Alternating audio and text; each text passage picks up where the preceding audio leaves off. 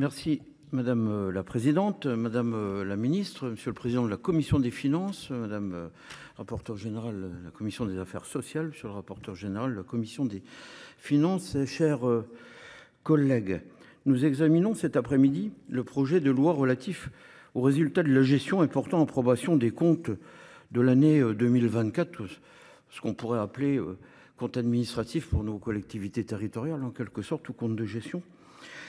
Ce texte n'est que le résultat comptable de l'État pour l'année écoulée 2024. Comme tous les résultats comptables, ce document est d'une certaine manière assommant à la lecture, complexe, mais c'est une véritable mine d'or pour qui souhaite le lire. Je le partage modestement et c'est vrai que c'est des documents de qualité qui sont très denses, que ce soit pour le budget de la sécurité sociale comme le budget de l'État, et document impressionnant pour la qualité. Et je prends l'exemple sur 2024 parce que je conserve beaucoup de documents papier.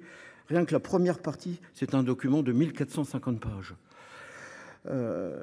pour la loi de finances 2024. Nous le savons, il est possible de faire dire ce que l'on veut aux chiffres. Nous apprenons dans ce projet de loi que le déficit de 2024 fut inférieur de 10% par rapport à 2023 et que par rapport à la loi de finances de fin de gestion, les dépenses ont baissé et les recettes ont augmenté. À ce titre, les recettes fiscales nettes s'élèvent à 325 milliards d'euros et s'agissant des dépenses nettes à hauteur de 435 milliards d'euros. Mais si je vous disais seulement cela, je ne vous raconterai qu'une partie de l'histoire et surtout, je ne vous dirai pas forcément la vérité. Et la vérité est que les comptes de l'année écoulée 2024 furent moins mauvais que ceux de l'année 2023, mais que nous avons failli d'une certaine manière en termes de prévision budgétaire. Les hypothèses sur lesquelles nous sommes basés pour adopter la loi de finances pour 2024 se sont avérées en décalage avec la réalité des faits, tant en ce qui concerne les recettes que les dépenses. L'impôt sur les sociétés est un très bon exemple. La collecte de cet impôt est en décalage de 14,6 milliards d'euros par rapport à ce que la loi de finances initiale avait prévu. C'est plus que l'ensemble du budget de la justice. C'est ici que l'on peut déceler l'essence même des problèmes budgétaires du pays. Nous cherchons à pressurer nos concitoyens, nos acteurs économiques pour en tirer toujours plus d'impôts, espérant rendre ainsi notre population plus heureuse. Mais à force de faire reposer l'ensemble de notre vie nationale sur l'impôt et de vouloir en prélever chaque année davantage, nous en recevons moins qu'escompté. Pourtant, de grands économistes comme l'américain Arthur Laffer et bien avant lui le français Jean-Baptiste Say nous avaient prévenu que trop d'impôts tue l'impôt. Dans son traité d'économie politique de 1803, l'économiste français nous prévient, je cite, qu'un impôt exagéré détruit la base sur laquelle il porte et que par une raison contraire, une diminution d'impôts en multipliant les jouissances du public augmente les recettes du fisc et fait voir au gouvernement ce qu'il gagne à être modéré. Je crois qu'il a raison et les faits nous le montrent. Le problème, c'est que depuis 1981, la plupart des politiques ont préféré lire un autre économiste du 19e siècle, Karl Marx, qui nous invitait à tuer le grand méchant capital à coups d'impôts. Le précurseur du communisme aura malheureusement eu plus de succès en France que Jean-Baptiste Say.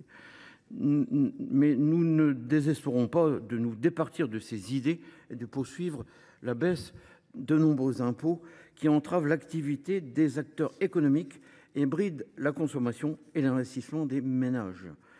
Il n'y a que de cette manière que nous pourrions espérer augmenter les recettes de l'État. Parlons maintenant des dépenses de l'État en 2024. Elles furent, elles aussi, en décalage complet avec ce que nous avons voté en loi de finances initiale, mais cette fois-ci à la hausse, évidemment. Ça a été rappelé notamment par le rapporteur général. Les dépenses de l'État ont été supérieures de 9,8 milliards d'euros par rapport à ce que le Parlement a voté à l'automne 2023. Cela veut dire que si l'exécution budgétaire avait été fidèle au montant voté, nous aurions pu financer par exemple l'achat de près de 80 avions Rafale pour nos armées avec ce décalage en cette période de disette budgétaire. C'est dire si ce montant nous aurait été utile. Il nous faut donc d'urgence baisser durablement nos dépenses en le faisant non pas par dogmatisme mais par nécessité. Nos politiques régaliennes ont besoin d'être renforcées en rationalisant certaines autres politiques où l'État est moins légitime. La conséquence de cette baisse de nos recettes et de la hausse de nos dépenses, vous la connaissez, c'est la dette. La loi de finances initiale pour 2024 prévoyait de stabiliser la dette à 109,7% du PIB. L'écart avec l'exécution sera de 3,3 points de PIB, car notre dette au sens de Maastricht est de 113% du PIB en 2024, alors que nous étions autour de 110% en 2023. Mes chers collègues, notre dette repart donc à la hausse. Cela veut dire que nous devons examiner le prochain projet de loi de finances avec sérieux et sans dogmatisme. Des solutions existent pour que les prochains projets de loi d'approbation des comptes soient plus réjouissants à adopter.